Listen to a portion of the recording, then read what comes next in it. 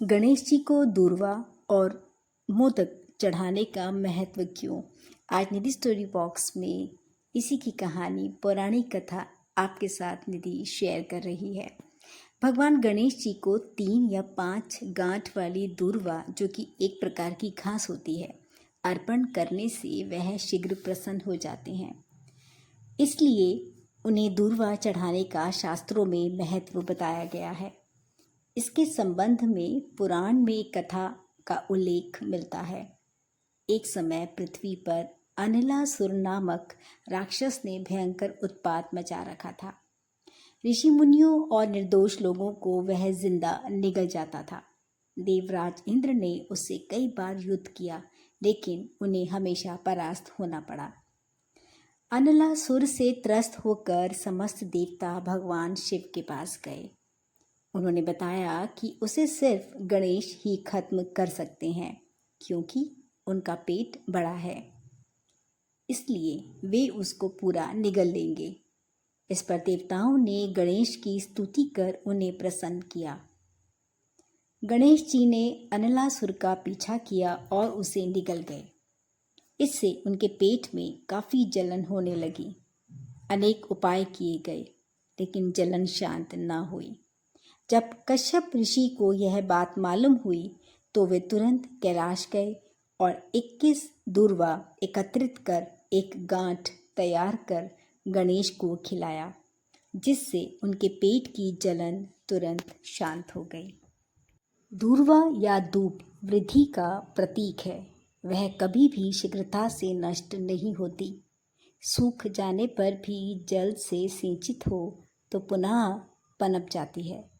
यह औषधि के रूप में शीतल प्रभाव वाली है।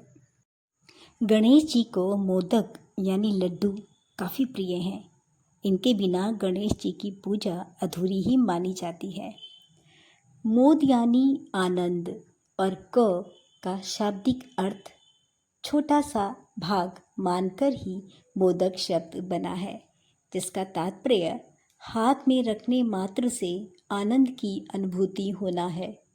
ऐसे प्रसाद को जब गणेश जी को चढ़ाया जाए तो सुख की अनुभूति होना स्वाभाविक है।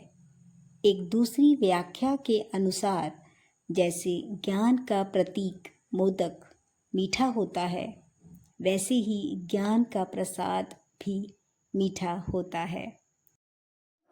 गणेश जी को गुड़ भी प्रिय है। उनकी मोदक प्रियता के संबंध में एक कथा पद्म पुराण में आती है। एक बार गजानन और कार्तिकेय के दर्शन करके देवगण अत्यंत प्रसन्न हुए। उन्होंने माता पार्वती को एक दिव्य लड्डू प्रदान किया। इस लड्डू को दोनों बालक आग्रह कर मांगने लगे। तब माता पार्वती ने लड्डू के गुण बताए। इस मोदक की गंध से ही अमृतत्व की प्राप्ति होती है। निसंदेह इसे सूंघने या खाने वाला संपूर्ण शास्त्रों का मर्मज्ञ, सब तंत्रों में प्रवीण लेखक, चित्रकार, विद्वान और सर्वज्ञ हो जाता है। फिर आगे कहा, तुम दोनों में से जो धर्माचरण के द्वारा अपनी श्रेष्ठता पहले सिद्ध करेगा, वही इस दिव्य मोदक को पाने का अधिकारी होगा। माता पार्वती की आज्ञा पाकर कार्तिकेय अपने तीव्रगामी वाहन मयूर पर आरूढ़ होकर त्रिलोक की तीर्थ यात्रा पर चल पड़े। इधर गणेश जी ने अत्यंत श्रद्धा भक्ति पूर्वक माता पिता की परिक्रमा की। हाथ जोड़कर उनके सम्मुख खड़े हो गए और कहा, तीर्थ स्थान, देवस्थान के दर्शन, अनुष्ठान व सभी प्रकार के व्रत करने से भी माता पिता के पूजन के 16वें अंश के बराबर पुण्य प्राप्त नहीं होता है। अतः मोदक प्राप्त करने का अधिकारी मैं हूँ। गणेश जी का तर्कपूर्ण जवाब सुनकर माता पार्वती ने प्रसन्न होकर गणेश जी को मोदक प्रदान कर दिया और कहा कि माता पिता की भक्ति के कारण गणेश ही यज्ञादि सभी शुभ कार्यों में सर्वत्र अग्रपूज्य होंगे। जय गणेश। गणेश भगवान हम सभी के जीवन के विघ्नों को दूर करें और हमें शक्ति दे कि हम उसका सामना साहस के साथ कर सकें।